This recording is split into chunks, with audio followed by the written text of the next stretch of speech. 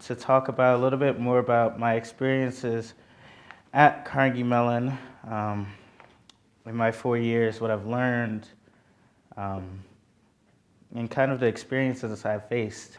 From high school, I was a little bit of a special case getting into Carnegie Mellon. For one, I was African American, which is a little bit of a special case, not that much. Then I graduated high school at 15, so you add a little bit of a more special case in there. And then add to that the fact that I was from West Virginia. Well, not from, I don't like to say, but I lived in West Virginia, went to high school in West Virginia. Added more to that special case.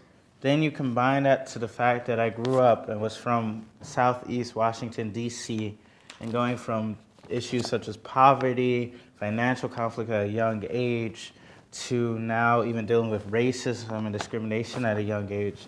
And not letting that stop me, but using it as a motivation to now get into Carnegie Mellon at the age of 15, and then be featured on CNBC because of a billionaire, Peter Thiel, looking for 20 students under 20, decided my ideas of how I wanted to change the world and provide opportunities for others at a young age was good enough for his Thiel Fellowship, where he looked for 20 students under 20. I made it as a finalist at that young age, where everyone was coming from Yale, Harvard, elite colleges across the world, actually. One of my friends was from Cambridge. And the fact I wasn't even fazed or intimidated by it, I was a little bit of a special case coming to Carnegie Mellon, I like to say. And given that as what I've had to go through and how far I made before coming to Carnegie Mellon, it made me a little bit, I won't say arrogant, but I'll say confident. A little bit too confident, though. You know, I definitely was one of those people who was like, oh, man, yeah, CMU's hard, but it's not me. It's easy. Who cares? I got this. You know, kind of wearing an S on my chest. I was like, nah, I'm invincible. I've gone through it all. I don't. It's fine.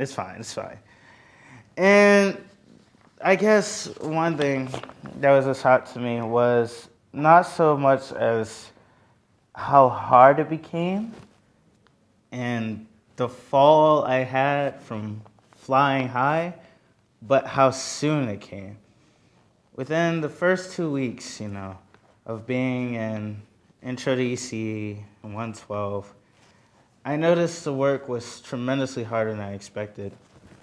And I noticed that I wasn't impervious for the first time.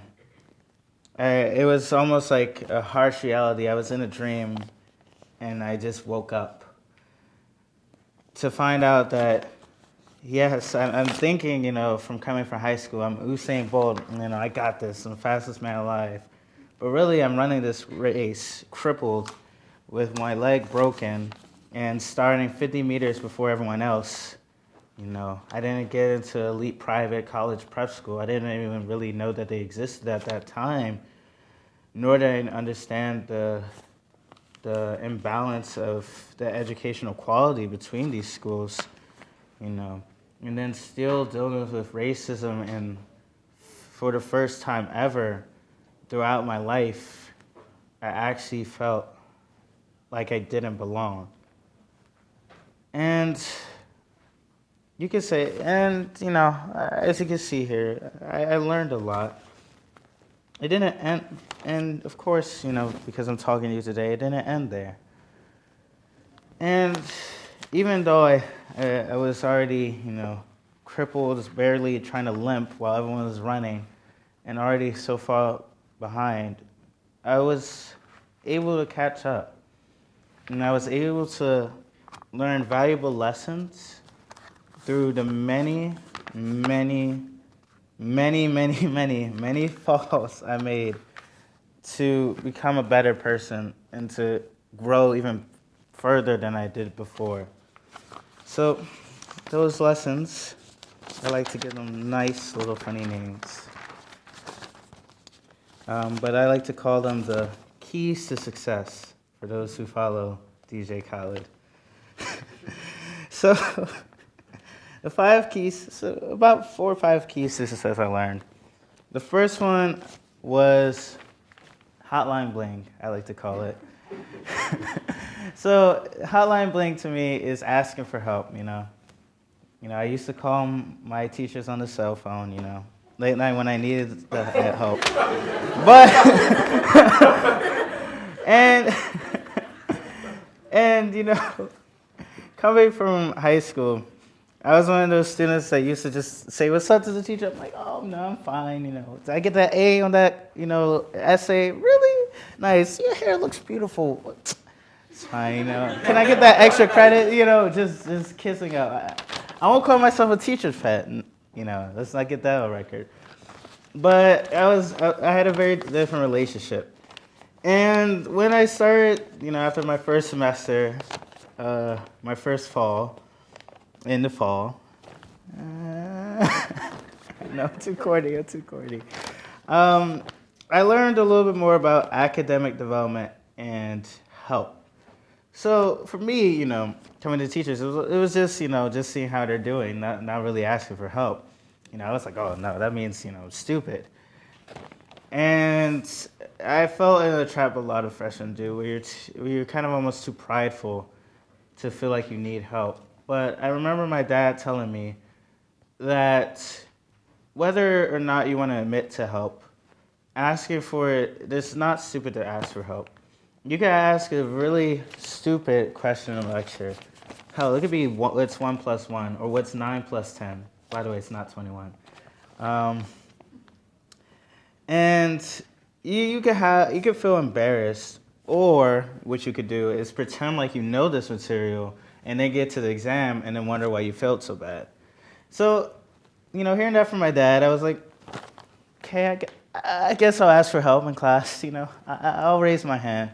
And, I started going to, academic development, talked to Linda, wonderful, wonderful person. And she told me all about getting tutors, the walk-in hours, and also even going to professors for help. And for the first time ever, I didn't come to a professor just to, I won't say kiss up, but just to see how they're doing. I came to them for help.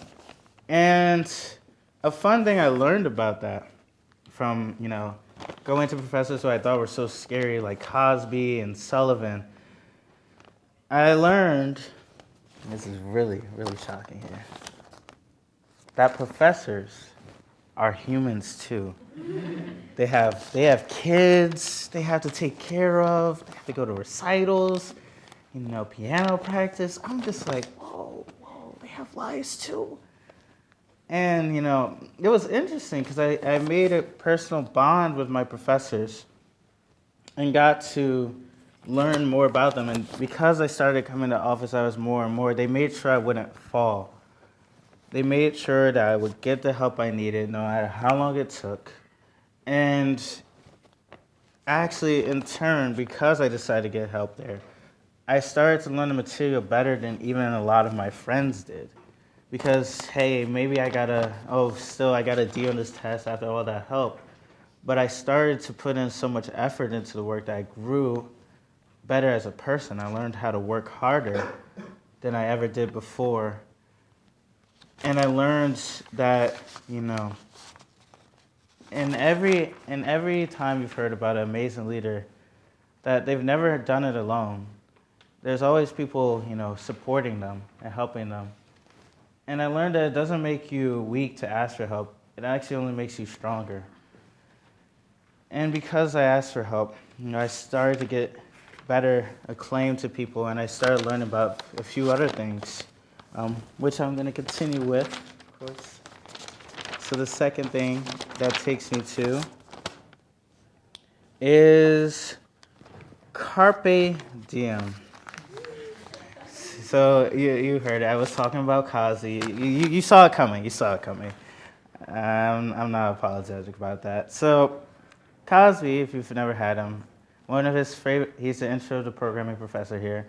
One of his favorite quotes he likes to say is to seize the day.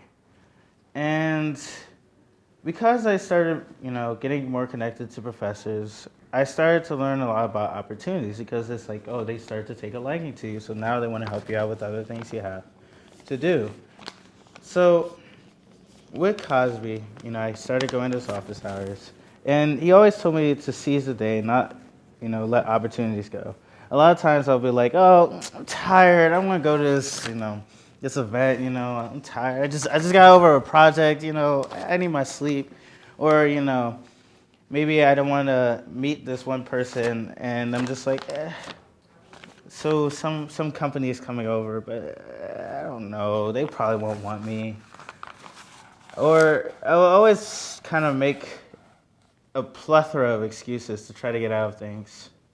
And it wasn't until later I finally figured out what Kaji was saying. Because he would always say it to me, Wale, have you been seasoned day? I'm like, yeah, of course. Lying, because I'm just like, this is my professor right now. I can't get caught lying about season a day. I don't want him to be like, it wasn't season a day, so this program assignment, I don't think it's an A anymore. Nah, he wouldn't do that. But I remember one time an opportunity did come to me to seize the day. And because I've heard it countless times by Cosby, I decided to take it. It was research. So before high school, I wanted to have my own startup that did technology for underserved communities globally and domestically. Harvard is affordable, that everyone could afford. There's a lot of globally emerging markets that are growing at an exponential rate, and technology is the key to that growth. So I had a lot of interest in technology, and I remember and one of the forms of technology I loved was wearables, kind of like smart glasses, because I wear glasses. Think about how cool that would be. Smart watches, et cetera, et cetera. And I remember there was a professor that was here, two professors, and they've been doing work with wearable tech. And I knew that he usually only works with PhD students and master students, so I felt kind of a little bit intimidated. I was like, here I am, this would be my sophomore year talking to him, and I'm just like, I don't know if I could do that, I don't think I'm at that level. But I remembered, what I learned from Cosby, and then I talked to my dad about it. I was like, hey, Dad, there's professors that kind of do the things I like, which I do. And of course, he would push me on, but I didn't know. But I remember finding out about them having meetings, for research, and I decided to go to one of them. And he was so welcoming, I was only a sophomore, so I was like, I'm not even in this department. He was CS, so I was just like, I'm just here, I'm just a student here. But he was so welcoming and open to me. And he liked the fact that I had all these ideas of, changing the world and having my own startup at a young age. At this time I was 17. And he let me in his meetings. I absorbed all the information he was saying, talking about how they use technology to help impact communities and the Pittsburgh community, how they even have connections to Google Glass. I don't know if anyone of y'all remember what Google Glass was. and he took a liking to me. And I remember it was my spring semester now, and he was doing research. He took over. He was doing research, of course. He was a research professor, but he was taking students for research. Now, because I started meeting with him, I started thinking, in the back of my head, Wale, you could do research with him. And, of course, I always had that doubt, and I'm just like, I don't know, maybe wait, senior year. I even talked to him. I joked about it. I was like, hey, what if I did research with you, how are you doing? And he was like, I usually work with grad students. But I could have left it at there, but I decided to keep on pursuing. And he said, you know what? I have a research project you could do. It's with medication management. So we're working on the kind of building an app that could help out with the shortage of nurses in America. And I don't do medicine. I'm an ECE major, so I'm like, ugh. But I decided to do it and take the challenge. And because I decided to, not only even though, I was a sophomore, I learned so much about app development, some things I didn't even know at the time. And my research and the project itself was now being used in medical centers all across Pittsburgh. And that's just one example, but I learned to shake off the doubts I had in my mind to do something that helped me grow. And it didn't just stop there. Because I learned from that, it gave me more skills that helped me when I decided to, late in the summer of my junior year, decide to apply and work for EA. And then I got to meet the general manager of Madden, and I got to work on the projects, that aren't even released yet and that I can't even disclose because I signed a contract saying I shouldn't say anything. So we'll leave it at that. But it's because I decided to not be afraid and let that voice of doubt stop me that opened the door of opportunity, that opened up more doors to opportunities. And even to this day, I'll still hear that voice of doubt, but I decided to silence it. And because of that, it lets me get to things I never thought I could do. I always wanted to be a game designer when I was a kid, so I never thought I'd be working at EA as an intern on a new project that they haven't even announced. And it's because I decided to take opportunities that I was able to get there. And that actually goes to something else that, again, Cosby taught me. I might as well just say these are lessons that Cosby taught me about not giving up. So back my freshman year, I remember taking Cosby's class for the nth time. I'm not even going to say how many times I took the class. But so I was taking his class, I wasn't doing well, and he told me to, try again. And, at that time, it was my spring semester, so I guess I gave it away. It was the second time I was taking it. And I was already in a different major. I was technically material science at the time, so I didn't need to take this class. And I had interest in material science, so I was like, well, I could I could just say programming is too hard for me. I'm just not cut out for it. But I remember over the summer, I thought about it. And I stayed with ECE because I knew it had some things that I liked. And I remembered a lot of the projects I wanted to create, mobile technology, ECE would help me get those skills. So I decided to take his class again in the fall. I sticked with ECE. And I remember I was so close to getting there, but at the term project, I decided, I was one of those people like, I'm going to make a full-fledged game, get like Unity in it, amazing graphics. It's going to be a blockbuster game. I'm going to do it in 3 weeks. It's going to be cool, Everyone's going to buy it. It's going to be the best thing ever. Oh, my gosh. And, well, it didn't happen. It didn't Like, it was, imagine if you wanted to create Star Wars in 3 weeks, and then you ended up with just creating a stick figure. That was the essential of what happened. And I remember, he was like, I could just let you pass through, I guess. You still have the grade to go on. Or you could try it again. And at this point, I was like, well, I kind of, I don't know. Maybe I could still switch my major sophomore year. Maybe I'm just not cut out for CS. And, I guess I could try again, or I could just do something different. But because, again, he taught me to seize the day every single day. I love this man so much. I say, let's try this term project again. And you say, okay, but this time I'm deciding what you do. No triple A, blockbuster titles. Let's try to do something reasonable. And so I did. And he decided, for this term project, I want you to do most of it. Don't ask for any help. It's gonna be all on you. And I'm just like, oh, I don't know, Kazi. I just felt this. I kind of want to just chill, can I call a lifeline? So he was like, so he gave me one of those answers where it's like, you could call me, but like, don't. So I say, fine, I'll do the term project, I'll do it all over again. And he wanted me to make the game of life. And he was like, I need you to kind of learn how to create structures, don't try to rush into things. I kind of feel like you have big ideas, but you don't think about the small little things to do it. And I'm like, that's so, that's like telling kids to eat their vegetables. I'm like, I don't want to do that. I just want to be big and strong. Your parents will always tell you that. That's what happens.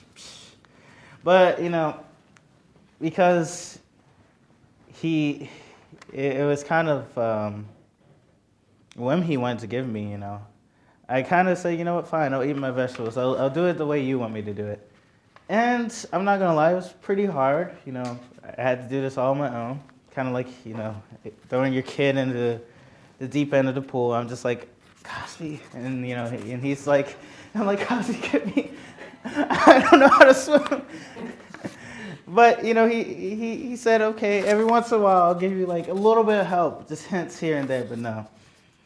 And it was tough because it was my fall of my sophomore year, so I had to do it over my winter break. And I'm just like, oh, it's Christmas. And, Grandma's like, hey, son, what do you want for Christmas? I'm like, not now, Grandma, I got a code. I got to make sure this for loop works. Got to make sure my classes are straight. Got to make sure this game's on point. And it was tough, but I kept on working at it, and I finally saw what he was trying to teach me, come up with a schedule and principle, which goes to another thing I learned, which is working smart, not hard. This time I spent about the same time on this term project as my last one, but, it didn't end up being a stick figure. It ended up being an actual game. And what that taught me was, a lot of times you'll say, oh, I worked so hard on this, I put so much effort. And it's not necessarily, that maybe you're not cut out for it, or maybe that, this isn't for you. But sometimes it's that you just need to look at it a different approach. So this time I decided to go Cosby's vegetable approach instead of, just, going Steven Spielberg, just thinking of the designs and everything.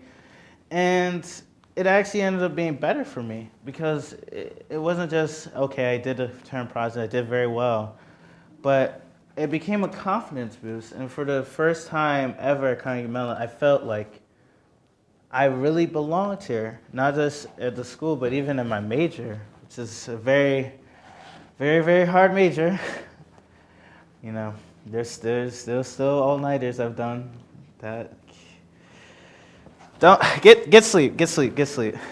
But I learned from that, and it taught me that sometimes you kind of have to step back. Even though things seem pointless and you want to give up, if you just look at it a different approach or a different angle, things might actually not be as bad as they look. And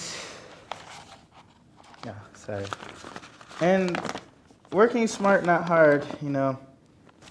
It wasn't, unfortunately, that wasn't the only time, I had to learn that lesson, because I found out that it doesn't, just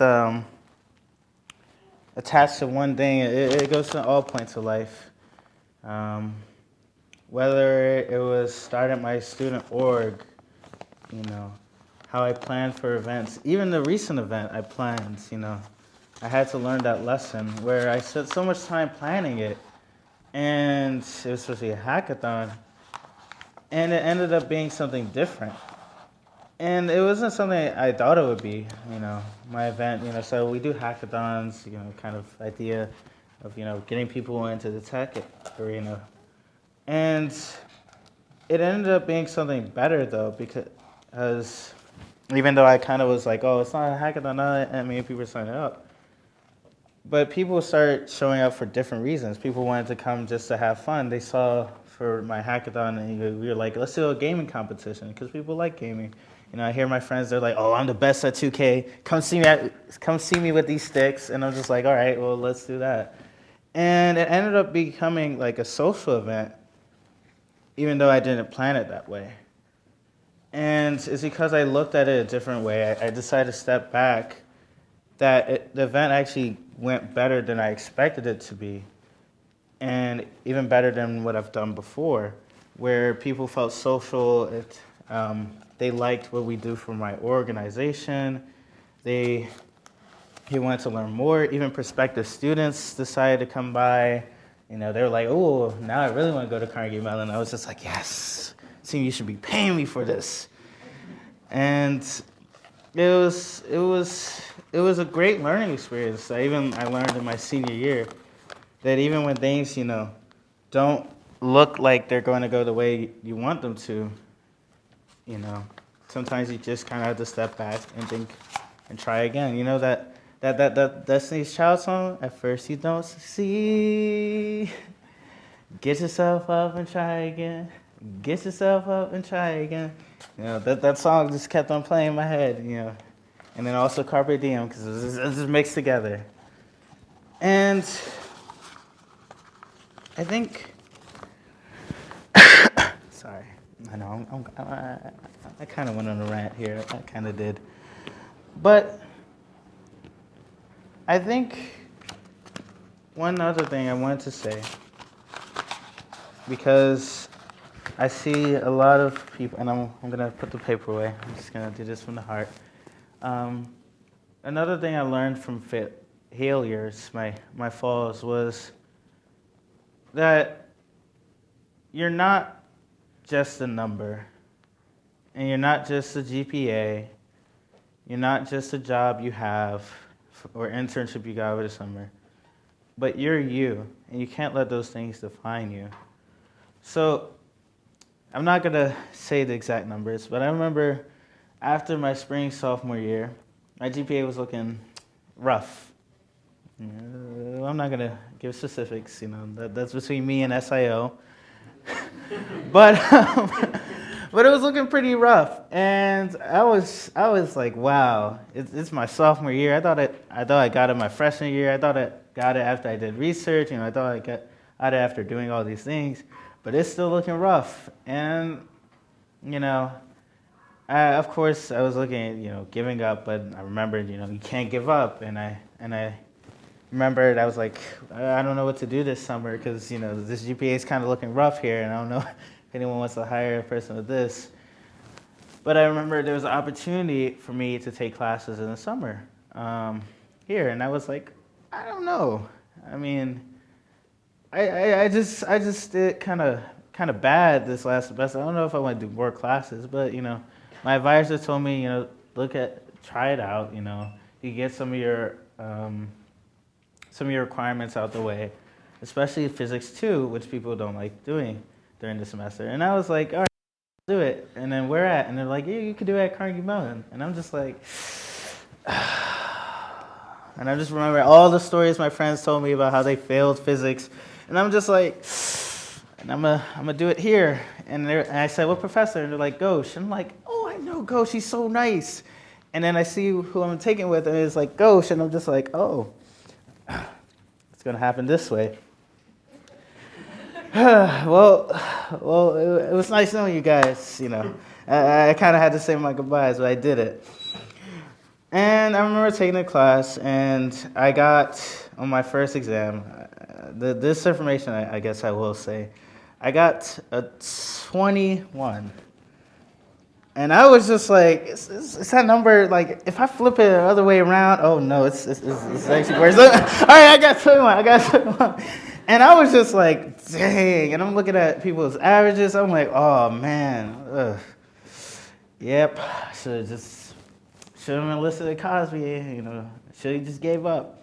But, I decided to talk to Ghosh because, I've seen him before, he's always around. He's such a positive person. If you haven't met him, you should go to the physics department, 7th floor. You go to his office house, he'll give you cookies and just see how you're doing. I'm just like, thank you. And I remember, he talked to me, and he was like, he gave me a lot of words of wisdom and encouragement, And he saw a lot of the flaws I was making, but the one thing I liked about going to him is he didn't just see me as a grade, He saw me as a really talented and smart person. He was like, I knew this about you. I've seen you around, I see what you do. And he almost even connected me, he almost saw me as one of his sons, and I was like, whoa. And I felt flattered. I'm like, I just felt your test, but you're so positive. A little tear fell down my eye. And, and he worked with me, He was like, you could call me, hotline bling, and you could get help whenever you need it. And so I worked hard with him. A lot of times I would do problems with him. I'd be scared as hell because I knew he would be super critical. He's like, oh, I see you didn't know this. I see you, review this. We did in the lecture just today. And I'm just like, yeah. But, like I said, never giving up, working smart, not hard. I learned how to work differently and to get help. And I noticed that after working hard with him, talking to him on the phone, going to office hours, working like that Rihanna song, work. And it was like that song, if that song was out when I did that class, it would just been a montage of that. And then I remember because I worked so hard with him, the second exam was a 50, and I was like, okay. It's a little bit better. I still can't switch the numbers, but okay, we'll take it. Then I got to a 60, and like, okay. And then kind of down a little bit. I was like, oh, okay, I'm still average. But I remember the final came, and because, I knew he believed in me, he talked to me for the final. He's like, I know you could do this, And that words of wisdom, the fact that, a lot of times I know a lot of students, when you see that you fail something, it's almost like you think it's the end of the world, but sometimes you kind of have to step back, and he kind of did that. When we were talking before the final, he was like, there are a lot of things you could do, and, I believe in you, and there's more to, just this final, just a class, you want to do so many amazing things. And that encouragement actually helped me because, I studied late night, and, I got a B+. And I was like, I did it. It wasn't an A, but I was like, I'll take it. And then I got a B in the class, and I was just like, yes. And it made me realize, a lot of times we'll let these grades define me, and everyone's like, congrats. But that wasn't why I was so happy. I was happy because someone, even a professor who saw me fail like miserably at their first test, said, look outside of just this class, and, look outside of just these papers and these homeworks and exams that you do at Carnegie Mellon. Look within yourself. And it allowed me to, reevaluate myself, get my mind back on track. And realize, I didn't come just to Carnegie Mellon to just worry and fail. I came here because I had goals I wanted to, accomplish and dreams I wanted to do after Carnegie Mellon. My dad used to talk to me at the same time. He was like, you're kind of doing this wrong because you're looking at Carnegie Mellon as the end of your road, this is everything. And sometimes, I'm not going to lie, it's hard to kind of break from that, when you have like 3 exams right before Carnival that you had to study for, and then a paper right after because your professor was like, Carnival is a few days. You could do 1 day for a paper. And I'm just like, oh. I love all the professors here. Let's get that on record. But, and sometimes you kind of have to break out of that mold and just remember who you are. Why did you come here? Take a step back and remember your dreams and use that as an inspiration. And when you do that and when you realize the height of your goals, you kind of, you'll do better. And even if you don't, you'll be reaching a goal that you really wanted. Your goal wasn't just to get a 4.0 in college and that's it, or even above a 3.0 or something. But your goals were bigger than that. You didn't want to be 80 and say, well, I got a 4.0 in college, and then talk to your friend and they're like, yeah, well, I just did a movie. another movie, we grossed $1 billion, but I'm glad for your 4.0. And you kind of have to remember that college is just one step in the process. And even when, you have students that are saying, oh man, I'm so mad about my grade. I got a B plus and I studied so hard, and you got a 21. You kind of can't let that discourage you, because, sometimes even when you fail, it will look hopeless, but you just have to remember and not lose sight of what you wanted to accomplish. And because of that, you'll accomplish great things. And one thing I'll leave as a note of, because I know I'm going over time. One thing my grandpa always tells me is, never settle for less than what you're capable of. And I want everyone to know here that you're capable of so much more than what you think. And I don't mean just an A on the exam, even though it's a really hard class, or doing all these extracurriculars, but I mean changing this world. I used what my grandpa told me, as an inspiration, and now, even though, I'm now entering my senior year, even if I've had so many fails in Carnegie Mellon, those failures allowed me to grow. I remember a lot of the things I learned when I was a kid was because I failed. A lot of the ideas I came from was because I felt because something wasn't right, a problem I faced. And because I used that as an inspiration, it allowed me to grow and become a much better person than I am. And I want you all to know that. Take the problems that you face, take all the negatives, and look at the positive. Use it as a learning experience. My friends used to always tell me, well, you take L's. You take losses so many times. Your middle name should be L, like Samuel L. Jackson. And I was just like, psh. But I learned, L's, for some people, if you look up wherever dictionary, it's lost. But for me, it's a learning experience. You use it to grow. You use it to become a much better person. And I remember in countless interviews, they always ask me of times you failed and how you grew. And because, and it kind of had me realize, I failed a lot, but because I learned and grew from it, I accomplished so much greater than the failure. And not only did it make up for the failure, it exceeded it beyond my limits. So that's what I'll leave it at. But, yeah.